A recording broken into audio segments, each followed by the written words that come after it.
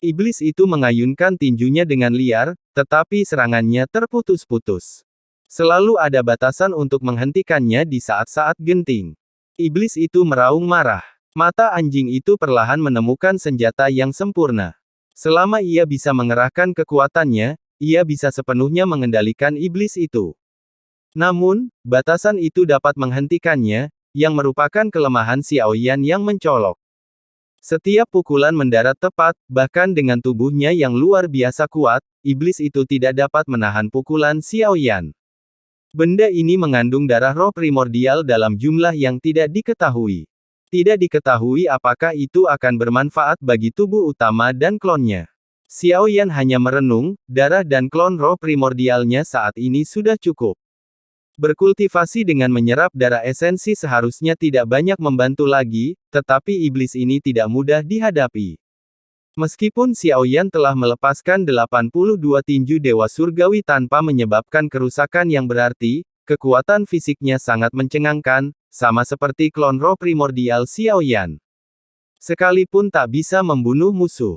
Membunuh roh primordial cermin kuno sangatlah sulit, seperti yang telah disadari Xiaoyan. Membunuhnya memang menantang, satu-satunya solusi adalah menekannya atau membawanya ke dalam kekosongan roh. Ini adalah pendekatan terbaik, tetapi ia langsung teringat pada 4 rencana sutra kepunahan panjang yang muncul di dalam gerbang batu.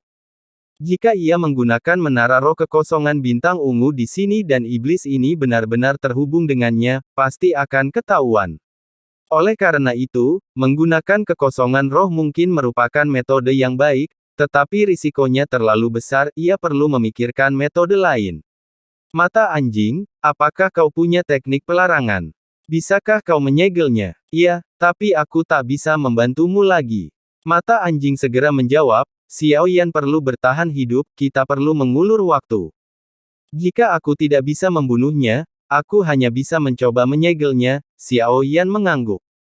Dalam pertempuran tadi, Dok Ai telah memaksa jiwanya keluar dari tubuhnya, dan sebagian besar kekuatan jiwanya tidak lagi sekuat sebelumnya.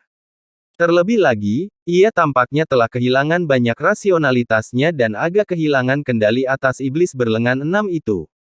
Menggunakan kekuatan menara roh Void bintang ungu hanya akan memakan waktu sesaat, dan tidak akan berpengaruh. Penatu Wazan belum memberinya instruksi apapun. Tentu saja, yang dibutuhkan sekarang adalah penilaian Xiaoyan sendiri. Dok Ai sudah mulai menyiapkan teknik restriktif di sampingnya, untuk Xiaoyan. Teknik, seni pedang, bagaikan mantra, menyelimuti segalanya dan membuatnya tak berdaya. Sebelum pertempuran mencapai klimaks, Xiaoyan melepaskan lapisan darah rosa dari Lingsu. Berdasarkan pengalaman sebelumnya, bahkan Chang Nixi pun tak menyadari penggunaan peti anggur. Oleh karena itu, dapat disimpulkan bahwa pelepasannya tak terlihat, tetapi penggunaan kekuatan lain masih belum diketahui. Lebih baik selalu berhati-hati. Ini bukan sekadar iblis biasa. Menggabungkan 4 iblis yang pernah ia temui sebelumnya, kemungkinan besar kehancuran klan Ximing dan klan Lingqiu, bahkan klan Lingqiu sendiri, terkait dengan keempat rencana ini. Zhu Xing menunjuk, dan sosok Xiaoyan berubah menjadi setinggi jutaan kaki. Sebuah jari emas raksasa melesat, menekan iblis itu. Karena jari itu begitu besar, sidik jarinya terlihat jelas. Pada saat yang sama, Xiaoyan melangkah 7 langkah berturut-turut. 7 langkah dewa susunan. Dia mungkin tak memiliki keunggulan dalam konfrontasi fisik sederhana, tetapi dia mampu mengatasi kekuatan fisik absolut di wilayah Yuan Shen. Dia melepaskan teknik bertarung yang bahkan lebih dahsyat, auranya menyelimuti langit dan menutupi matahari. Bahkan di tengah lautan luas, teknik itu tetap agung dan agung. Gemuruh. Makhluk iblis itu dengan panik melepaskan keenam lengannya, tinjunya membentuk kekuatan mengerikan seperti mantra. Jejak tinju menutupi tanah, dan sebelum sempat bereaksi, cahaya keemasan menyambar, dan pilar surgawi membengkak hebat, berubah menjadi pilar yang menjulang tinggi. Xiaoyan mengambilnya dan membantingnya. Serangkaian serangan menyusul. Masih harus dilihat bagaimana makhluk iblis itu akan menetralisir mereka, bagaimana ia akan menahan raungan yang memekakkan telinga. Namun pemandangan di depan mereka tampak seperti menghancurkan nyamuk dengan gunung. Bentuk makhluk iblis itu dengan cepat membesar selama konfrontasi, tumbuh hingga puluhan ribu kaki tingginya. 10.000 kaki, meskipun masih jauh dari tubuh Xiaoyan yang setinggi jutaan kaki, setidaknya tampak memiliki kekuatan untuk melawannya. Bang bang bang. Dua teknik bertarung yang luar biasa dahsyat berpadu dengan pilar tentara surgawi, serangan seperti itu sungguh menakjubkan. Mereka mendarat tepat di atas makhluk iblis itu, keenam lengannya terangkat dari berbagai arah untuk menahan serangan Xiaoyan. Dan dari tinju yang diayunkannya, Xiaoyan terkejut menemukan bahwa jiwa klan pembunuh takdir di dalamnya perlahan-lahan mulai terbiasa.